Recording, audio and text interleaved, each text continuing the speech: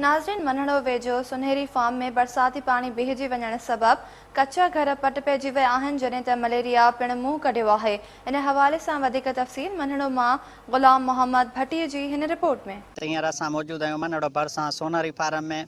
गुज़िरियल बरसातनि जेको पूरी सिंध में तबाही मचाई, तो उन हवाले सां सोनारी फार्म बि तमामु घणो मुतासिर थियो।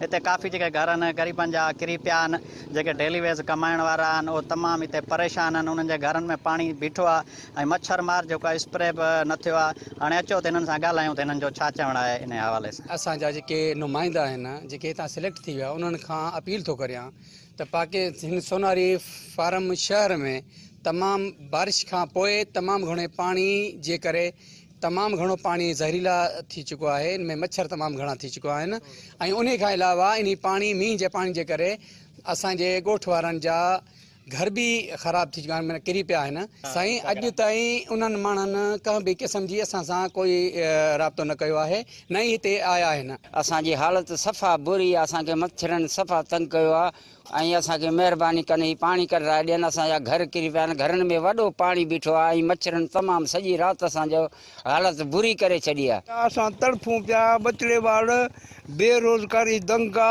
मींहं, पाणी घरनि में बीठा आहिनि। चेल जेतिरो पाणी असां उन मां निकिरियो अचूं था, को बि असांजी मदद करण लाइ तयारु कोन्हे को।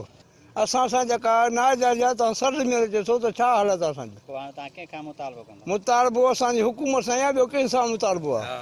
हुकूमत सां असांजी मदद कनि न। त्राण वञा खिंजनि असां कुझु कोन्हे, गोरियुनि में चा वञो मलेरिया जा न थैली कीकू लॻाए न क्या नुक्ते बि असां बारिश पई आहे, ही पोयां पाणी पियो थो नज़र अचे, पोयां घर किरियल पिया था नज़र अचनि।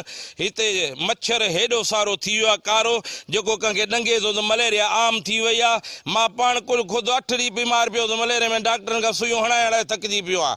उन खां बाद में हॉस्पिटल जेका आहे उहा बि ज़बून हालत में लॻी पई आहे। घर रही विया आहिनि, रस्ता कोन आहिनि, रोड न आहे, नाली आहे। असांजा MP MNA जेके आहिनि हितां वोट वठी करे विया जो आहिनि असांखे ठल आसरा ॾेई करे, हींअर तक को बि न पहुतो आहे सार लहण जे लाइ।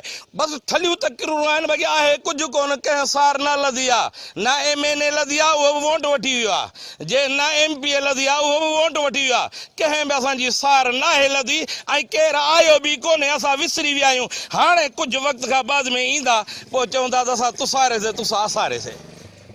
कुझु बि न आहे मिलियो। ग़रीब जो आहे उन्हनि जो माल बि मरे थो, उन्हनि सां गॾु माण्हू बि ख़तमु था थियनि ऐं माण्हू नंढड़ा ॿार जेके आहिनि उहे सभु मलेरिया में मुब्तला लॻा पिया आहिनि। ऐं हक़ीक़त आहे हिननि जी टेस्ट कई वञे त मां थो चवां त 100 मां 100% पॉज़िटिव टेस्ट ईंदियूं। चयो त असां जेको आहे हिते डेली कमाए डेली खाइण वारा आहियूं। बरसाति असांखे तमामु घणो जेको आहे मुतासिर कयो आहे। हिननि इहो बि चयो त दवाऊं जेके आहिनि इस्पतालनि मां हींअर असांखे उहे न मिली रहियूं आहिनि ऐं इंतिज़ामिया ऐं चूंडियल नुमाइंदनि खां हिननि चयो त घुरिजे त हिते कैंप लॻाए ऐं दवायूं मुहैया कयूं वञनि। कैमरामैन अमजद भट्टी सां गॾु गुलाम भट्टी, KTN न्यूज़, मनड़ो।